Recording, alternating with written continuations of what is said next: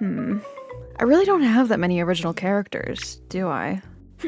An art fight is coming soon. I can't show up unprepared again. I need more characters to register on art fight. Oh. I guess you fit the bill, little guy. But I still need more. I should ask for help. So, is anything gonna happen, or...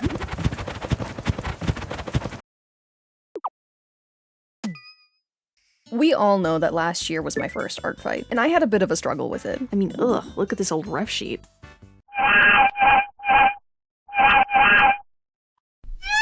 So let's update that real quick. I may have gotten a bunch of attacks done that month, but I really just kind of felt like I was putting one foot in front of the other without really putting any thought into it. I had some half-baked reference sheets for two characters that I had listed for people to attack, and I'd like to change that. I will be participating in the event just as I did last year, with hopes of making a video featuring all the attacks that I make and talking about a few that I receive. As I referenced in the intro, Azroli from my last video now has a character profile up on my art fight, but today I'm going to be further expanding my art fight portfolio by looking at 6 of my new characters. So without further ado, let me yap about my babies, please.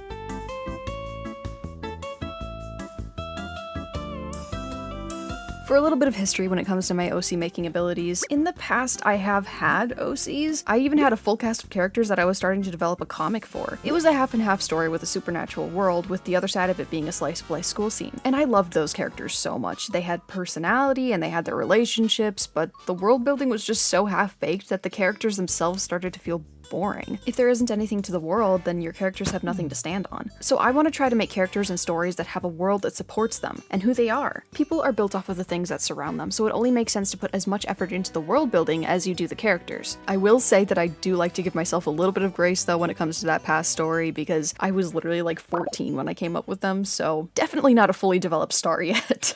So let's start with my first story called Party Favors.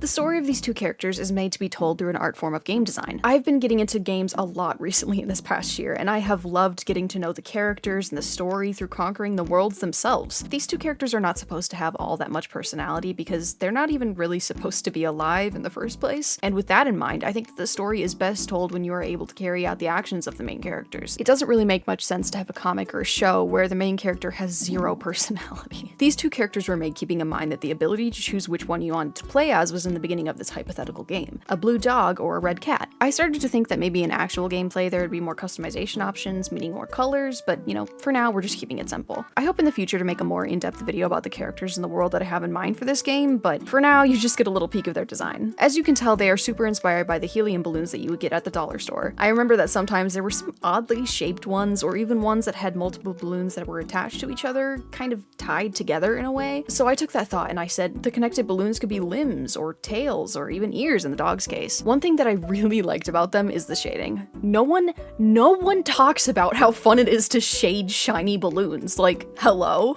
I was really worried that these characters were gonna look a little bit too similar to each other in shape because they have essentially the same body type, but to my surprise, I think it's fairly easy to tell them apart. And I think that's really due to the fact that the dog's ears are separated entirely from the head, while the cats are a part of the same balloon as the rest of their head. These are the most object-like OCs that I have, and I genuinely mean it when I say that these two do not have a personality of their own. To put it vaguely without spoiling too much, they're like little puppets in their world. I have a lot of ideas about how the gameplay would be laid out, taking into consideration that these characters are balloons, the kinds of environments that would be threatening to them, the things that could help them, etc. But yes, I love these little goovers and I genuinely have not been able to get them out of my mind, so I hope that I can instill them into yours as well. And on that note, I have been having a really hard time trying to come up with names for these two characters, so I'm gonna open it up to the public. What do you guys think that I should name these two? Because honestly, it's really hard to name a character that doesn't have any personality, so I just don't want to name them something stupid like Balloony and Baloney or something. So let me know in the comments.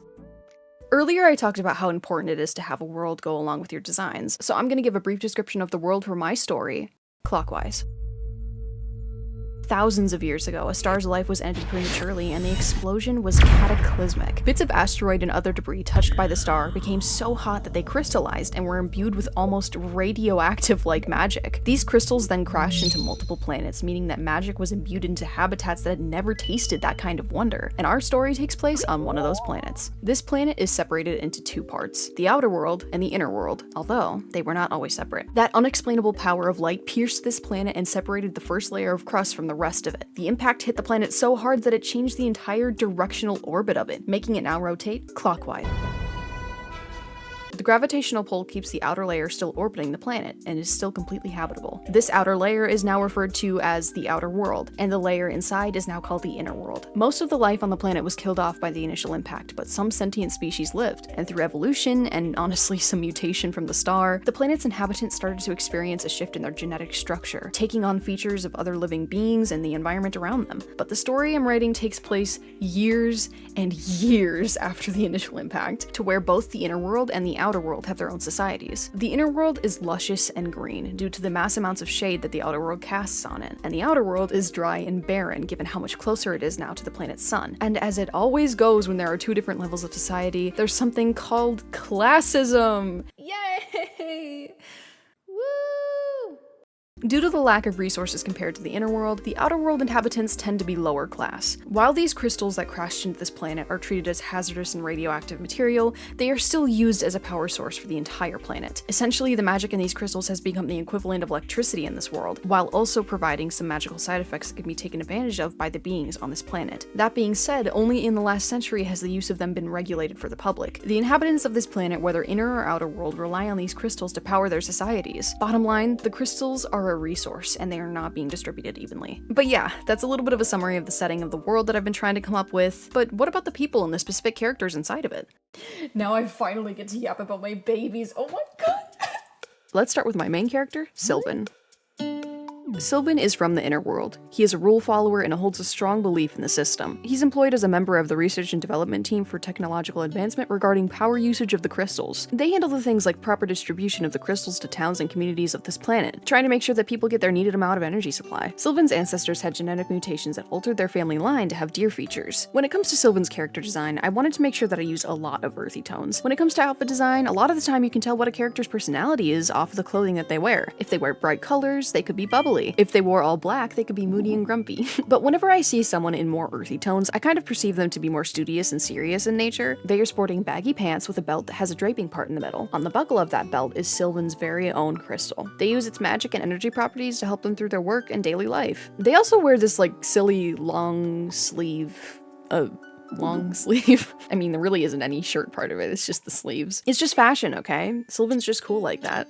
I like to imagine that Sylvan isn't exactly rigid, but they enjoy walking in a straight line, having everything planned out beforehand, and sticking to a schedule kind of guy, you know? I imagine him rolling his eyes at chaotic people, or people that just don't know how to set themselves a schedule, people that are more spontaneous instead of having a plan, you know? Additionally, this little man is canonically transgender, so hope everybody's having a great Pride Month. Shout out to the gays. And the reason I bring this up is because they're wearing a set of bandages around their chest to act as a binder, so being trans is a part of their character design. Him being trans is not only important for his character, but it's really important to me as well. In the story that I talked about in the beginning of the video, the main character Ryan was forced to cross-dress as a kid even though he didn't want to. I wanted so badly to write a trans main character, but I was in a space and time in my life that the people around me were just transphobic, to be blatant. So I had to make do with what I had, and honestly, looking back on it, it is literally like the worst way I could have wrote it because it makes me look like I'm really transphobic. But I just wanted more trans representation and I didn't know how to get it, so I'm really hoping to rectify this with Sylvan. But yeah, this is my he-they boy, Sylvan. Now it's time for my next character, Aster. Coming from the outer world, she is a very loose cannon. And when I say loose cannon, I mean loose cannon. This girl cannot keep anything going consistently. Her sleep schedule? Whack. Her diet? Whack. Everything about her is chaotic, which a certain little green bean doesn't like. At least not in the beginning. She and her family has chameleon features. She is sick and tired of how bland the outer world is and wants to go see the plants and flowers of the inner world to go blend into them, like a chameleon. Aster gave me the most trouble with design out of all of these characters. Everyone else seemed to come to my mind perfectly, but then when it came to her, I just couldn't get a design down. I knew all the base things about her world and her background, so I thought it wouldn't really be that hard to put her together, but eventually I just kind of realized I'm not super good at designing pink characters. And I think it may be just because pink is just not one of my favorite colors, so my apologies to all my pink enjoyers. Y'all are cool and awesome, but I've just never been able to figure out the color pink. But we cringe on as I truck my way through her design. Using her chameleon features as inspiration, I decided to put this swirly thing at the end of her ponytail to resemble the tail of a chameleon. And you may also notice the spikes on her head that almost kind of look like cat ears, but they aren't cat ears. They're supposed to resemble the ridges that can be found on chameleons' heads. It kind of looks like a really strong set of eyebrow bones on the actual chameleons, but I didn't want to give her that, so I just put them more on the top of her head. And I think it's really funny that it actually kind of looks like cat ears, because she seems like the type of person that if she was completely human to wear cat ear accessories in middle school. Do you know what I'm talking about? Speaking of outfits though, her clothing is a mixture of tight and loose clothing to kind of show that she is a little bit all over the place as a character. One of her straps of her overalls is going diagonally across her chest, and the other rests on her hip. I'm really trying to play into this chaotic nature as much as I can. You may also notice that she has a prosthetic. This prosthetic is powered by the crystal on the kneecap. I do think I have to look a little bit more into both prosthetics and sci-fi robots to kind of get a look for the design, because it could be really cool to figure out a more detailed explanation of exactly how this crystal powers her prosthetic and how it would look, you know. In the end, I'm still not completely sold on her character design, honestly, but I am a lot farther in than I was in the beginning, and I'm really starting to fall in love with her. She's such a cutie. And now it's time for my little emo cat boy, Nox. Originally from the inner world, he is a boy that is angry at the world around him. He's actually based off of a stray cat character that I've had since I was like 15 or 16 called Bug. He is definitely one of the characters that I gave the most trauma to. I'm gonna be so real. I am really starting to get what you guys mean by giving your OC trauma is like a rite of passage. Like, you have to do it, because it just makes the character have so much more dimension, and I just don't see Nox being that interesting of a character if he didn't have these more serious and sensitive topics about him. So as much as I love Nox, this guy is not getting a break. I like to think that Nox gave himself his own name, because I'm kind of guessing that he was not given his own name, and as sad as that is, it just meant he got to choose his own character customization later down the line. Alright. But for his design, I wanted to make him look kind of cool and badass. All of the characters that I've designed so far have had a certain color scheme attached to each one of them, and in the original design for Bug, he had a red scarf, so I wanted to make Nox's color palette red. Nox not having one of his eyes working and also his tail being limp is something that I genuinely just directly took from Bug. But it's fine, because he's my character. I can steal as many aspects as I want, bruh. Reduce, reuse, recycle. Bug, the character that I based Nox off of, was actually a character that I made when I was studying for my classes in high school. He was the character that I would doodle on the edge of my notebook paper with another OC that I won't be getting into today, but let me know if you want me to make more videos diving into my old characters, because I would love to throw those two in the mix. I kept all the shapes in his design very angular, because Nox is not supposed to be an approachable character. This poor guy, dude, like, what am I doing to him? My bad, gang. I think that in the story, he will find a way to just open up a little bit to the characters in the lineup and become a little bit softer.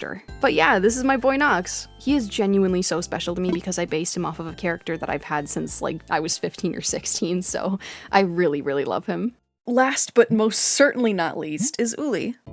I can't really explain much of this character's backstory without spoiling a bunch of stuff, so I'm gonna try and keep it as brief as I can, but Uli is my favorite gang. It's like if I look at you and then I say, can you tell that I have a favorite, but I'm just surrounded with like Uli plushes and prints and stuff like that.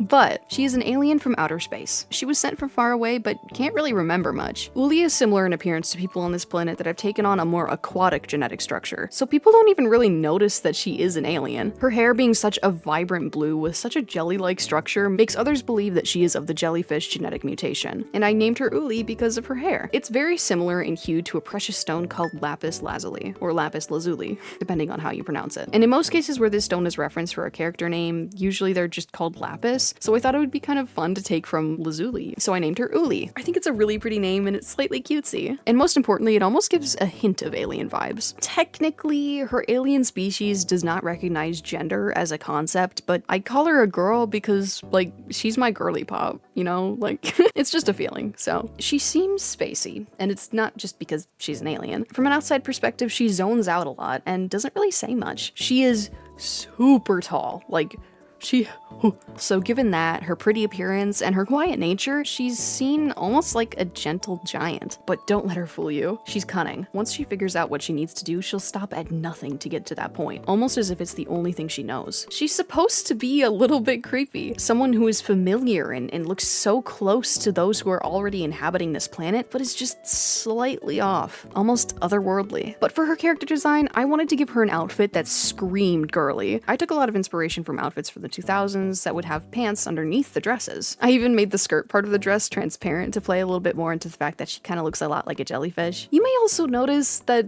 she has a giant fucking forehead. One of the things that has helped me differentiate many of my different characters when I'm drawing them is giving them each unique physical traits, like Nox with the eyes and the tail, and Aster with the curly ponytail, and Sylvan with the horns on the forehead. But my girl over here just has a fucking 6 head. She just has a big forehead, leave her alone. But her crystal is located on her choker, and she uses it to power her entire being. But yeah, that's my girl Uli. I love her so much. She's so cute. And I will explode if anyone attacks her during art fight. These are all of the new characters that I have been stirring around in my head. One day I would really love to make dedicated videos for both stories that I've talked about in this video, hopefully giving a little bit more context for one of them and maybe giving an entire story for another. I want to continue challenging myself to write stories, even if they amount to nothing. I feel like in order to improve my art skills as an illustrator, I need to improve my art skills as a storyteller. Challenging myself to stretch my imagination in more than one way has to be good for me, right? Right? And it has to be good for you too. So write a story. If I can do it, you can. Art fight is coming, gang. It's so close, and I'm so excited for it. I feel like art fight is one of the best ways that I can interact with all of you because I always try my best to comment on the fan art that I get from you guys to show my appreciation, but with art fight, I can show my appreciation right back with the same amount of effort that y'all give to me, and I just think that's so wonderful. So yeah, thank you guys so much for the fan art. You make me feel so special, so thank you. Every single character in this video is going to be listed up on my art fight, so feel free to go check them out. And, I know that there's like a shit ton more people watching my videos now because of my last video blowing up, so hello to all the newcomers. And thank you to everyone who showed their support on my last video. And of course, a special thank you to my Patreon members. Look at all of them, dude. So awesome. If you'd like to check out some awesome perks, including giving me drawing recommendations every month, make sure to check out my Patreon. But yes, thank you all so much for watching, and I can't wait to see you in the next one. You better do art fight this year. Ooh, you wanna do art fight so bad. Ooh. Bye. Bye.